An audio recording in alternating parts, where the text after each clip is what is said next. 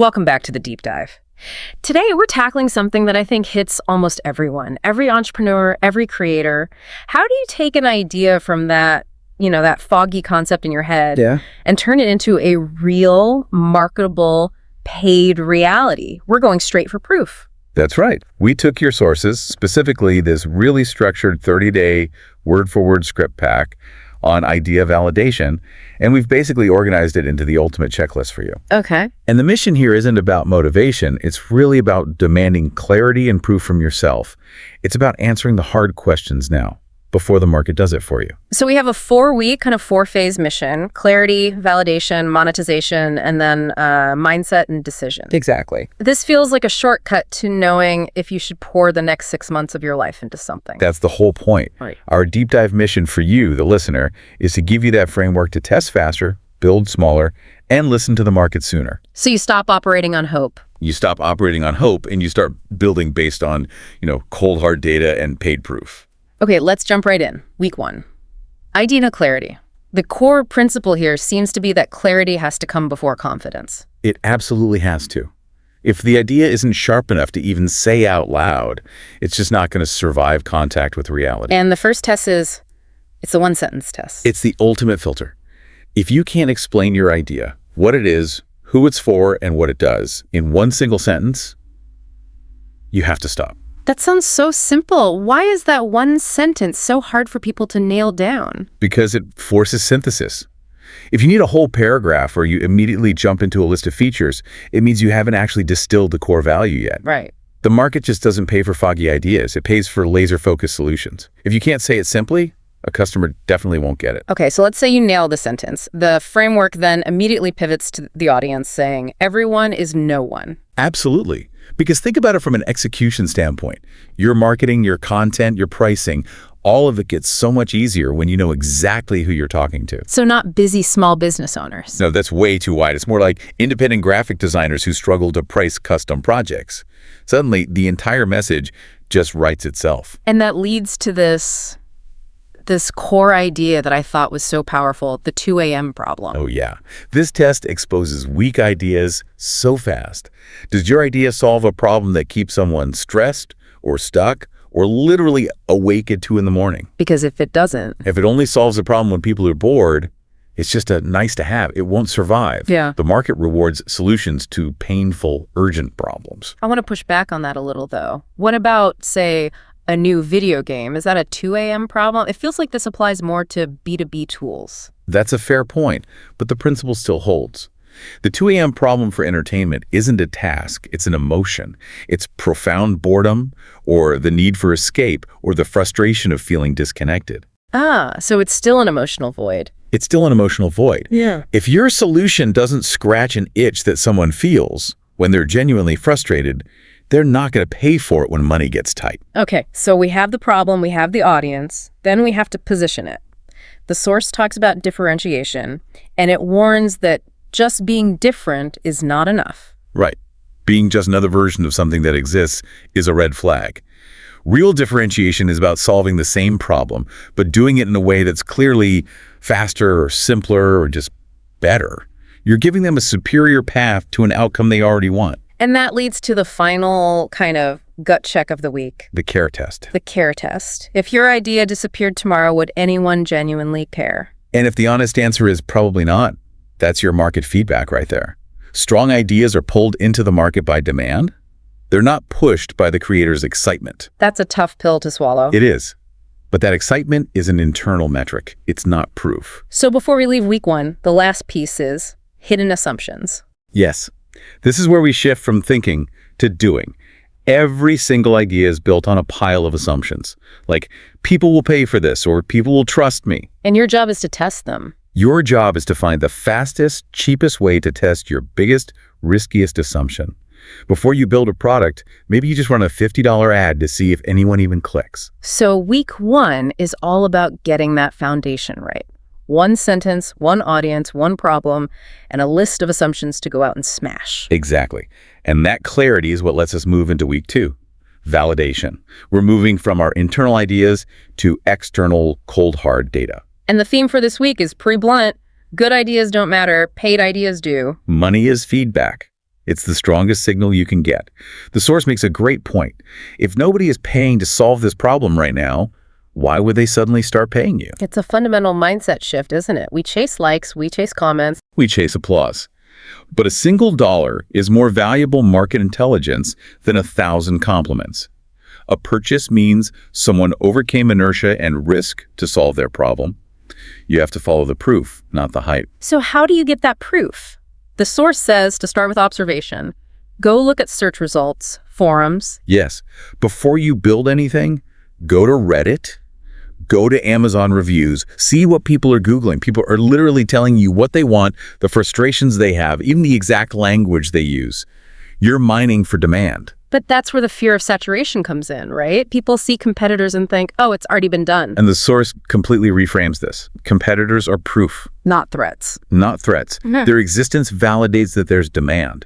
Your opportunity lives in the gap in what competitors do well, and more importantly, what their customers are complaining about. That complaint list is basically your product roadmap. So you're not inventing a market, you're just filling a gap in a market that's already proven. Exactly. And that's also how you separate real demand from just, interest, likes and shares or interest. But searches, questions, and purchases, that's demand. You have to build for the demand. So how do we test that demand quickly? The framework mentions things like a waitlist or pre-selling. The key is asking for commitment. A waitlist is a small commitment, an email address. Pre-selling is the highest commitment money. You just need to figure out how much proof you need to move forward.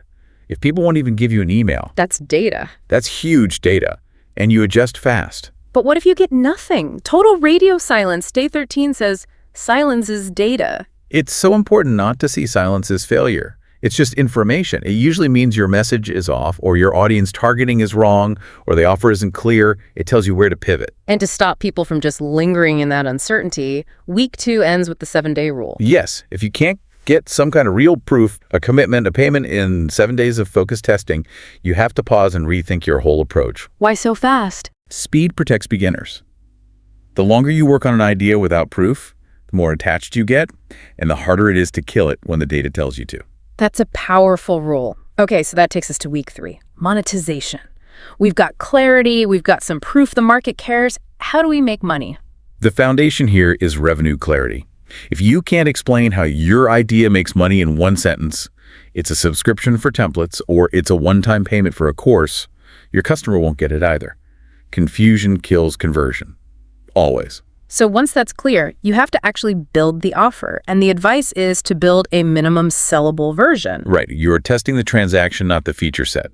The mantra is sell small, learn fast. If your big idea is some complex software, your minimum version might just be a spreadsheet you email to someone. Just the core solution. Just the absolute core solution. I love this next part. Your first offer should be boring. It's so counterintuitive, isn't it? But beginners always want to over-deliver. They overcomplicate it, and they dilute the core message. Solve one problem clearly. That's it.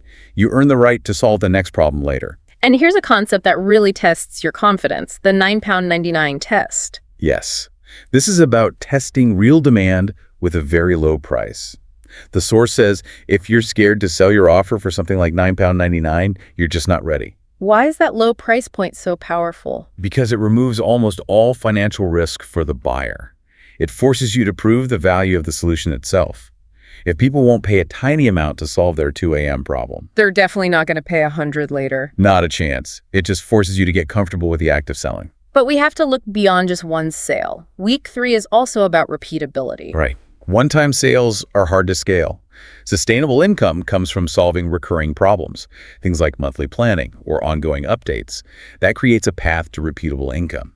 And to get there, the advice is to focus first. One working income stream is so much better than 5 half-baked ideas. You get momentum from focus.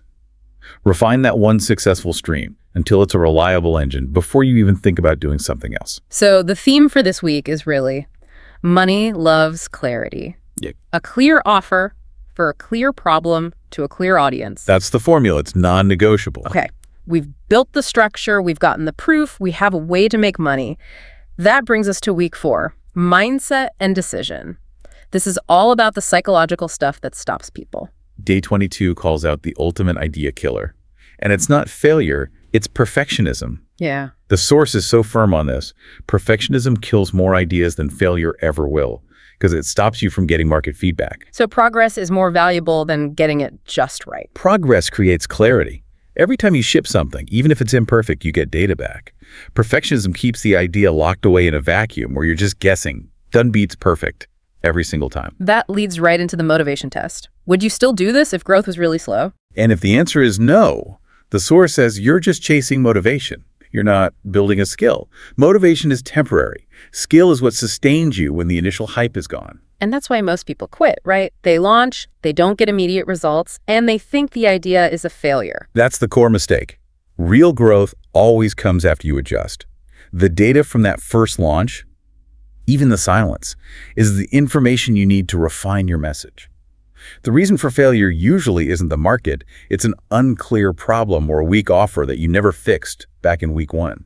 But that idea of failure is still scary. Day 26 has a great reframe, failure still pays. Because the skills compound. Even if the specific idea doesn't work, the ability to do a one-sentence test, to build a minimum sellable version, those are skills you carry with you. Every attempt builds leverage for the next one. So after these 30 days of data gathering, it's time to make a call. Days 27 and 28 are about the final decision. Go, pivot, or kill it. Indecision is the real momentum killer. You've done the work, now you have to commit. Go means the proof is solid.